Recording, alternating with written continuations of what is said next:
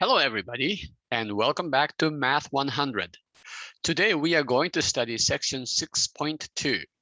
This section is about the opposite of what we studied last time.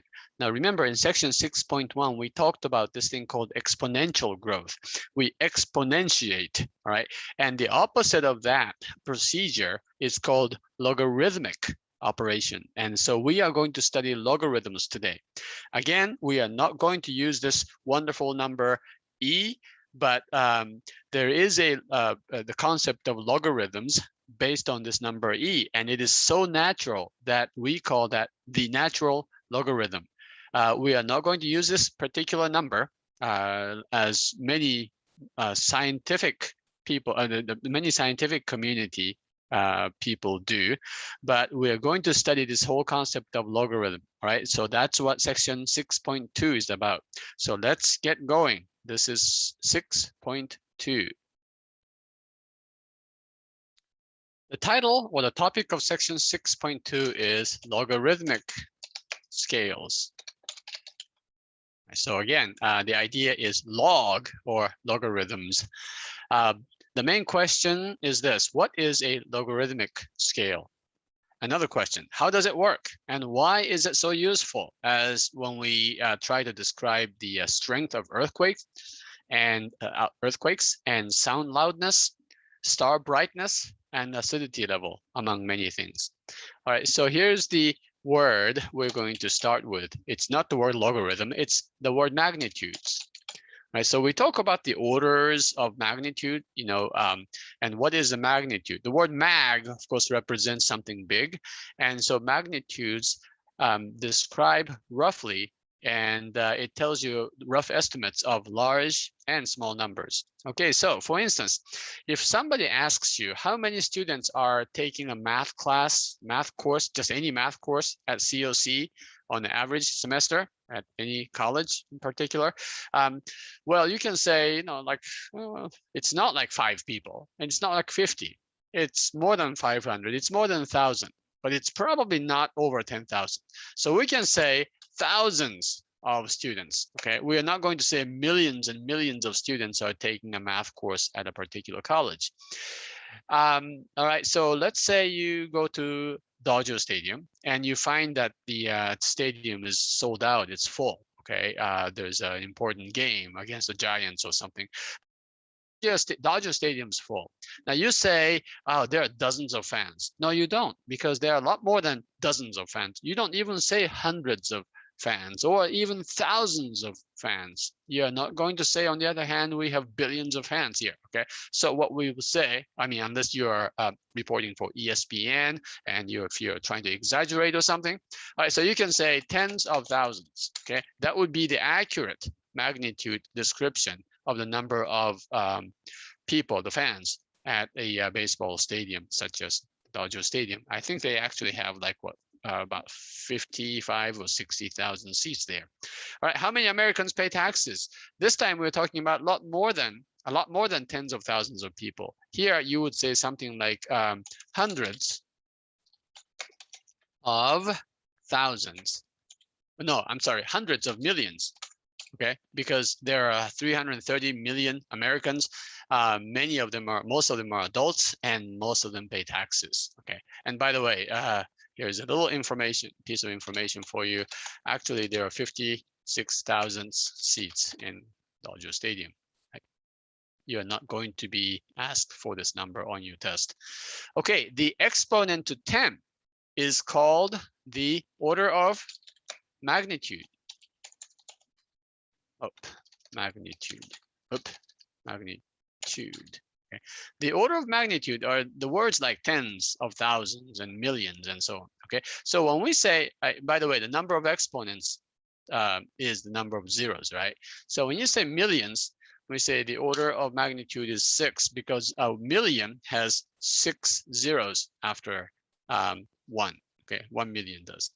When you say billions, okay, that's the order of magnitude, which is 9. And when you say tens of thousands, the order of magnitude is 4. Again, if you write 10,000, you'll have 4 zeros. Okay, so these can give you sort of a rough estimate. Okay, we can use these exponents to describe roughly large numbers, right? Okay, so here are some applications, or here is one particular application, logarithmic scale. And that's really the main point of this, this section. A logarithmic scale for the amount of energy released in an earthquake is called the Richter scale, based on the first person, or named for the first scientist, the seismologist who came up with such a scale. All right, so let's say you're trying to measure or describe the energy released by an earthquake. Okay, so you know what an earthquake is. The earth moves, usually based on some sort of a volcanic activity. The earth moves, the energy is released. The level of energy released in an earthquake varies enormously. Okay, so how do you measure like an intensity or the energy level? Well, here's what we do. We have to have some kind of a reference to measure everything against, okay, or by, but this is a reference number by which all energy levels of earthquakes are measured. All right, and so we pick a certain reference energy, certain reference energy. Okay, now how do you do that? Well, so in this case, Richter picked a very particular type of, or the level of energy defined as mu naught. Okay, it is so small, it's a shake, it produces a shake that is so small that humans would not notice it. Okay, but as a reference, he wanted every earthquake intensity to be bigger than this. So he picked a very, very small level of energy. There's actually a definition that you can find in the book, and it's like the level of energy, seismic energy, that would produce like 1 millimeter of shake, like 1 kilometer from the epicenter or something like that. Okay. Anyway, it is so small that you wouldn't notice. Okay, and in fact, mu naught is almost infinitesimally small, but it's not quite infinitesimally small. All right, so I have a list of, let's see, about 5 big earthquakes and some small earthquakes. I had to have some small ones just to, you know, give you the variation. All right, so on October 2nd, 2019, El Segundo, which is the little town close to the airport in Los Angeles, had a small earthquake. Most people did not notice that. That earthquake had the intensity or the energy level of about 40 times that mu naught. Okay, so again, the mu naught is that fixed reference number, or the fixed reference energy level. The El Segundo earthquake had 39.81 times mu naught. That is the level of their quake, or the level of that earthquake intensity. February 21st, 2020, Castaic, which is a suburb or a city right north of Santa Clarita, had a earthquake whose energy level was about 3,000, 3,162 times that mu naught. Okay, the Europe doesn't have a lot of earthquakes unless you are in Iceland, but in the Netherlands in 1992 there was a small earthquake, and that one registered to have the energy level of 158,000 times mu naught. Okay, that's a large number, right? But wait, not so fast. In 1994, the famous Northridge, or infamous Northridge earthquake that shattered and shook literally the entire Los Angeles area had over 5 million times mu naught. That was the level of the seismic energy produced by the Northridge earthquake. 5 million times mu naught, a very large number. But wait, okay. On January 28th, and some of you may remember this, in 2020, Jamaica and Cuba had a big earthquake. That was not 5.012 million times mu naught. It was like 50 million times mu naught. That was the level of the energy released by the Jamaica-Cuba earthquake of 2020. Wait, there's more. In 2011, March 11, of 2011, Japan, the Tohoku area of Japan, experienced one of the biggest earthquakes ever known in history. And that was registered as having 1.26 billion times mu naught. Okay, so the point is, remember, I mean, here I listed a few starting at something very small, like 40 times mu naught to about 1.26 billion times mu naught.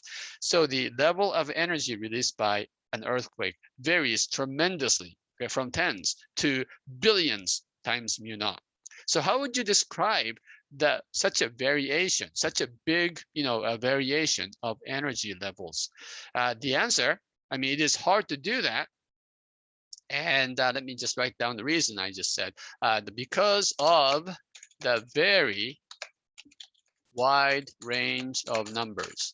Okay, we're talking about numbers like 40, and even smaller earthquakes are of course possible, like 10 times mu naught to billions, right? And so we use a common logarithm. Logarithm. What is a common logarithm? What are common logarithms? These logarithms are based on 10. So here's the way to remember this. Now I'm going to teach you some mathematical concepts. After all, this is a math class, but I do want you because I mean the logarithm itself is a pretty difficult concept, right? If you're in an intermediate algebra class or a college algebra class, we'll have an entire chapter on logarithms, and we are not going to do that. But you should know something about common logarithms because they are extensively used, such as in earthquakes and acidity and the brightness of stars and the sound intensity and so on. Decibel sound intensity levels are based on the common logarithms. Okay, so here's what's happening. The Northridge earthquake. Okay, so Northridge earthquake had, let's see, 5.012 million times mu, right? Let me go ahead and write these numbers down because I think it's important to record these. All right, so make sure you take notes as you watch these videos. All right, so this is 5.012 million times mu naught. Okay, so we say the magnitude is, not surprisingly, 6.7. Where did this number come from? We say that the earthquake, Northridge earthquake, was a 6.7 earthquake.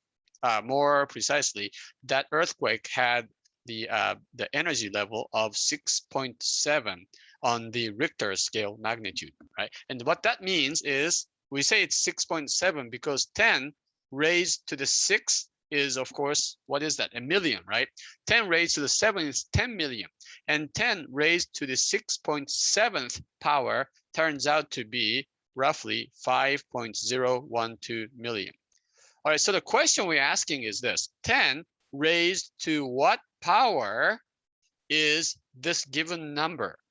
Okay, which is a multiple of mu naught. Okay, so in other words, we're saying the earthquake, the earthquake that shook Northridge back in 1994 had an energy level of like 5.012 million times that reference number mu naught, right? And that turns out to be 10 to what number? And the answer is 6.7. Okay, and it makes sense again because 5.012 million is somewhere between 1 million and 10 million, right? So it's going to be between 6 and 7, and it turns out 6.7 is the magnitude of that earthquake. But let's look at the Netherlands. This one was only a 158,000. Now it looks like a big number, but not so big in contrast to the other large numbers you see around here, right? So again, what is the magnitude here? The question you ask is 10 to what power is 158,000? Okay, so here, let's guess. 10 to the 5th is 100,000. So this has to be a little bigger than 5. 10 to the 6th is million. This is less than a million. So it's going to be between 5 and 6. And the answer is 5.2. 10 to the 5.2th power is roughly 158,000. And so the magnitude of that earthquake is called 5.2. That was called a 5.2 earthquake. And for a European nation, that was quite a big jolt, right? Now on the calculator, how do you calculate this? How do you know that the 10 to what number is this given number? Okay, well, we use that LOG key. Anytime every scientific calculator comes with the log key, and while the logarithms can be based on have a many different bases. In fact, any positive number can, besides 1, can be an arbitrary base. But base 10 is very nice to use because we use the base 10 system called the decimal numeration system, right? So that's why we use this very common base 10 for many logarithms. And so we call that log. Anytime you have log without the base number here, this is how we write logarithms. This b, if b is missing, we assume that the base is 10. Okay, and that's the kind of logarithms we're going to use, and it is called common log. Okay, now there's another very commonly used logarithm, and that's a natural logarithm, and we call that ln's. Again, every scientific calculator has a log called the natural log. Okay, this one is based on that strange number e that we saw in continuous compounding. But we are not going to use this.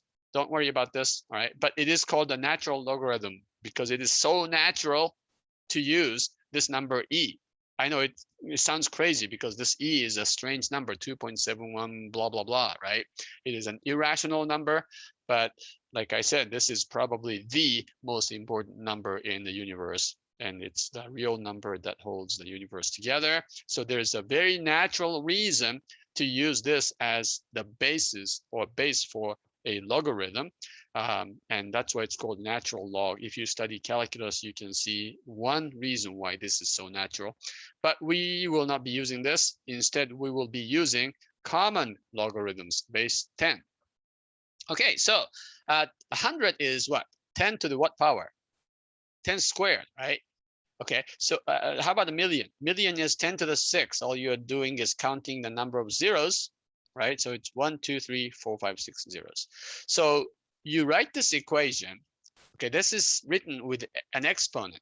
But when we translate this sentence, 100 equals 10 squared, which is written in the language of exponential numbers, we can rewrite this using logarithm. And what we write is the common logarithm of 100 is 2. Right? You see what I'm saying here? Maybe I should write it here. This translated into the language of logarithms is that log of 100 is equal to 2. Why? Because 10 to the second power is 100. So the question here, if I ask you what is the log of 100, what I'm asking you is 10 to what number is 100? And the answer is 2. Right? What about this thing here? I said the statement 1 million. That's not good. 1 million is 10 to the 6. Okay, let's translate that using the language of logarithms. This means log of a million is what? Okay, in other words, again, what am I asking you? If I say what is the log, not the common log of 1 million? What I'm asking is 10 to what power is 1 million? Another way of asking that is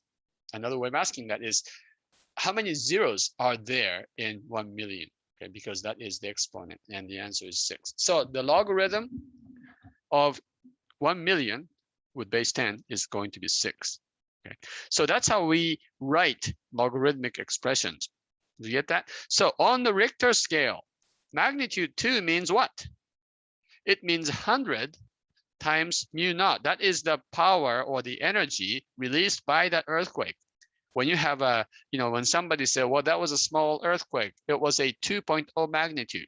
And that means that the level of energy released by that earthquake happens to be exactly 100 times that reference intensity of mu naught. If you say the magnitude was 1,000, oh, sorry, that's the answer. Magnitude was a 3.0. That's 1,000. That's 10 to the third power. That's 1,000 times mu naught. Okay, so look, from 2 to 3, if you compare a 2.0 earthquake to a 3.0 earthquake, the intensity level is actually tenfold. Okay, the earthquake of a magnitude 3 has 10 times the energy released compared to the magnitude 2 earthquake. Okay, magnitude 4 means 10,000 times mu naught.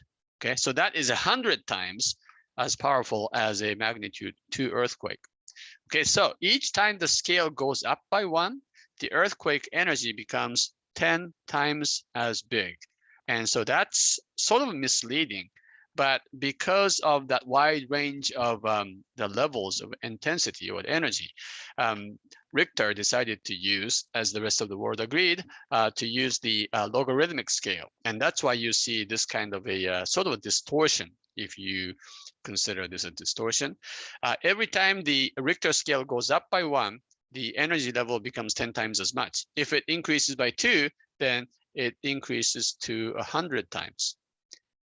Okay, all right, so let's compare this, and let's say we will pause here and we'll go into the second part of this section, and we will look at El Segundo versus Castaic and Northridge versus Jamaica, Cuba versus Tohoku, and we will learn how to compare the size or the intensity of 2 earthquakes, 2 or more earthquakes. Okay, let's do that in the next section.